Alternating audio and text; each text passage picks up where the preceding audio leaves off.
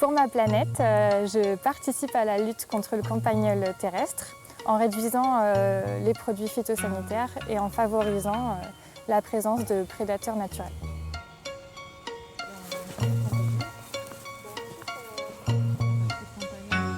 Si tu creuses, ça part en diagonale et contrairement au taupe où la galerie part vraiment à la verticale. C'est comme ça qu'on les différencie en fait.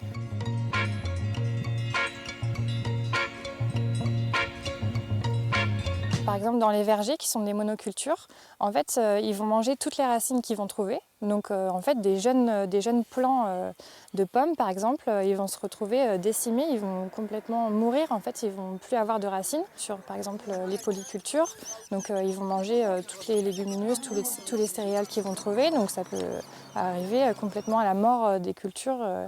Et donc, ça, c'est vraiment un problème pour les agriculteurs.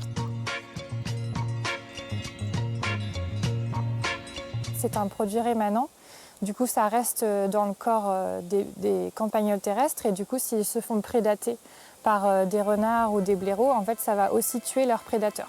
Donc ça c'est un gros problème puisque du coup les prédateurs on en a besoin aussi pour la biodiversité.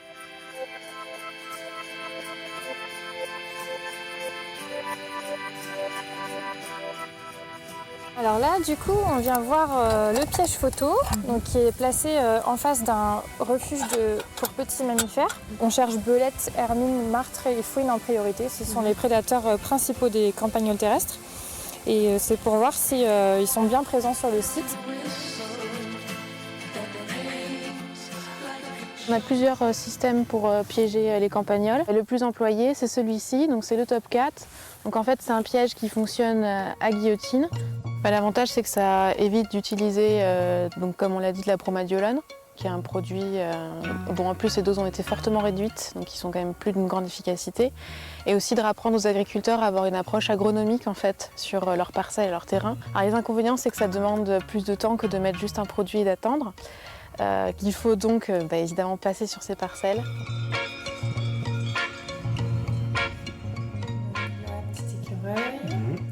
Donc là, ouais, c'était les traces de griffures sur les branches, donc la blaireau. Aujourd'hui, il n'y a plus de produits efficaces à 100% pour lutter contre ça. Et d'un autre côté, les moyens de lutte alternatives ne font pas face en totalité. Donc c'est là où est la problématique de l'éleveur. Il faut apporter d'autres moyens en donnant du temps, en apportant son soutien parce que il faut pas, enfin voilà, les agriculteurs, il ne faut pas les laisser seuls avec ça, leur dire non, vous arrêtez la bromadiolone, puis c'est tout quoi. Il faut leur apporter de l'aide et voilà, c'est important.